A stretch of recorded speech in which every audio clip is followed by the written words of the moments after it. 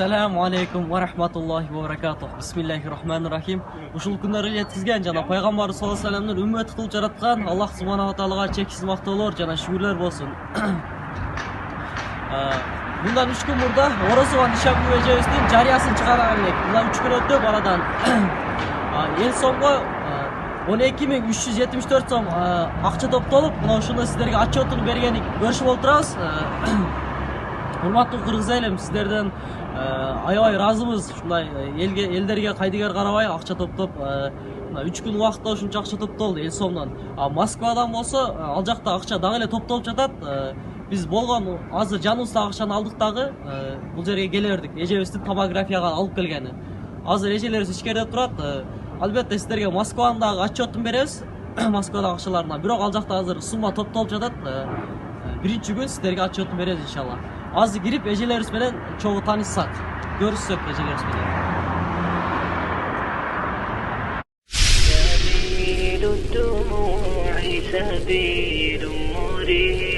تنهد يا صاحي كي تستريح وغص الدعاء الخفي الصريح يسعك الفضاء الرحيم الفسيح. Bunu hazır tomografiya üçün registratsiyalardan ötüp tomografiya üçün turabız. Bugün воскресенье 17 ноябрь. Ишаков эжебиз жөнүндө дагы айтсак, бул Ишаков эжебиз Памирлик кыргыздардан болот экен. Паспортунда дагы жазылып турат бул жерде. Кыргызстандын 2003 жылы Памирден келип, Кыргызстандын алды паспортун алып, бул жакта Тажикстан деп жазылып турат. Каласаңыздар көрсөтсөм болот. Азыр томографиядан чыгып, биз жатакана даярдап койгонбуз. Ошол жакка барып жатат дагы. Ошол жерде лечение болот. Томографиянын жообун биринчи күн алабыз. Эртең саат 3төн кийин алабыз. 3төн кийин больница жабылгандыктан лечение экинчи күндөн башталат. Ошондо лечение экинчи күндөн башталат. Айтайын деген сөзүм, ушул мусулман бир тууганыбызга дуа кылып туруңуздар. Ассаламу алейкум ва рахматуллахи ва баракатух. Бисмиллахир-рахманир-рахим. Бүгүн 18 ноябрь, дүйшөмбү күнү. Ушул күндөрү жеткизген Аллахыма чексиз шүгүрлөр болсун.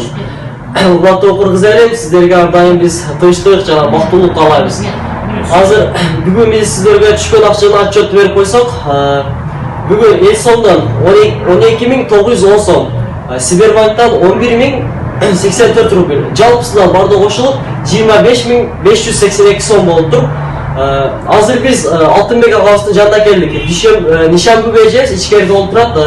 Алтынбек Нишанбек эжебиз өзү өйдөгө чыга албагандыктан азыр Алтынбек агабыз өзү түшүп, өзү бул жакта дагы көрүп, леченияны кандай эмне кылыш керек ошол жөнүндө айтат.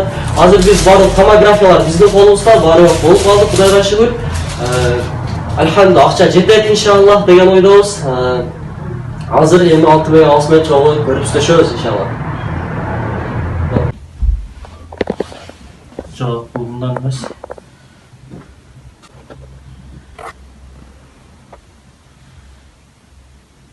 Бұл башқа бар.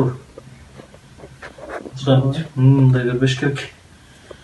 Сіздің мышцаларда күш жоқ, сила жоқ. Мышцалардың бұл воспалениясы. Мышцаларда воспаление. Мышцалар өзінің функциясын атқарбайды, қызматын атқарбайды. Ошон үчүн ушул келип атат. Азыр берин даралсак болот эле, Азыр мындай да Алтынбек. Ошол жыгылган барабар баспай ушундай таяк болуп калган, 30 жылдай болуп калыптыр. Ошого мышцтардын күчү кетип калганда отуруп. Бул өзү негизи мышцы вообще бир эле бул жагы эмес, кол бүт полный кетип атпайбы. Жыгылса бел болсо өйдө жагынын кереги деле жок болчу да. Ал жактарында деле воспаление болуш керек эле да. Бул жерден эми лучше силер мындай кылгыла. Бул эжени Воронцовкага алып баргыла. Воронцовкага? Воронцовкага жаткыздыргыла. Воронцовкага жаткызып туруп ошол жерден игла терапиясын берет. Анан бүт нолорго массаж берет. Түшүндүңүзбү? Ал жакта Воронцовкадан жаткандан кийин 6-чы больница бар биздин. 6-чы больницага эң жакшы неврология ошол жер өзү. Ошол жерге жаткызып массаждын учуручун алдыра бергиле. Анан кээ бир кыйындар чыгат, мен минтөрөм, антөрөм деп. Жок, азыр мен бул эжеге тетиромдун даже бутумун да бурганга болбой калат. Ачык айткан себеби мышты сила керек да мен жасагандачы. Анан буну мен жасап коюп туруп, анан эртең мындан да хуже болуп калган мен каалабайм бул нерсеничи. Анткени бул турушуп бербей калышы мүмкүн. Сен басқанны көрсүң азыр, туруп басып көрсүң. Жо, мен уже изучать этип бүттүм. Мен явно картина уже даяр болуп турбайбы. Воронцовкага барыш. Эң жакшысы Воронцовкага барып жаткызгыла, Воронцовкадан жакшы результат аласыз. Ага направление керек эмеспи? Аяк акырында сизге келишкен экен ана. Воронцовкага барып ошол жерден лечение алыш керек да. Азыр эженики азыр мен лечениени вообще көтөрө албайт, абсолютно көтөрө албайт. Ну көрсөң слабый да. Эртең обострение көрсө вообще эч нерсе кыла албай каласың. Ал жерде атайын Воронцовкада бул боюнча эсептелинген. Специалисттер бар, отурат врачтардын көзөмөлүндө болот. Обязательно. Сөзсүзбү? Рахмат, Алла разы болсун.